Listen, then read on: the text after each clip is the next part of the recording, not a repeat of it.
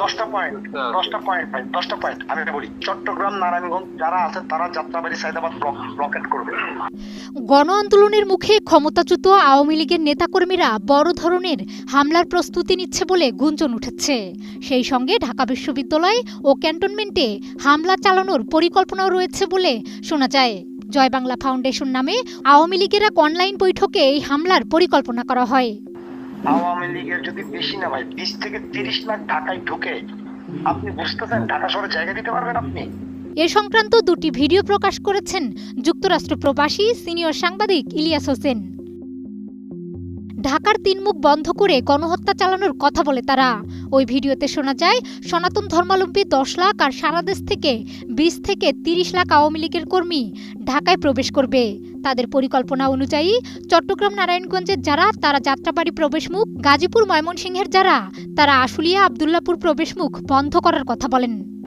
আওয়ামী লীগের যদি বেশি না ভাই 20 থেকে 30 লাখ ঢাকায় ঢুকে, আপনি বুঝতেছেন ঢাকা শহরে জায়গা দিতে পারবেন আপনি?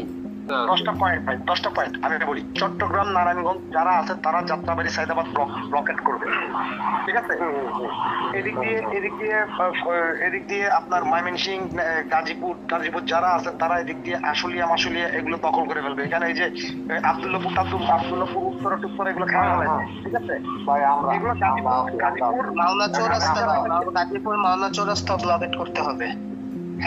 ঢাকা ব্লক করার পরে ঢাকা বিশ্ববিদ্যালয়ে পাখির চোখের মতো নজর রাখার কথা বলেন তারা। এরপর তাদের পরিকল্পনা বিশ্ববিদ্যালয়টিতে প্রচণ্ড নির্যাতন চালানোর। ইস্ট ওয়েস্ট, ব্র্যাক এবং নর্থ সাউথ বিশ্ববিদ্যালয় জ্বালিয়ে দেওয়ার কথাও বলেন তারা। ঢাকা মুক্ত না হলে 63 জেলায় আন্দোলন করে কোনো লাভ নেই জানিয়ে তারা বলেন, শেখ হাসিনা হুকুম দিলে সবাইকে যার যা আছে তাই নিয়েই মাঠে নামতে হবে, জ্বালিয়ে দিতে হবে ক্যান্টনমেন্ট, তবেই ঢাকা মুক্ত হবে বলে ধারণা তাদের।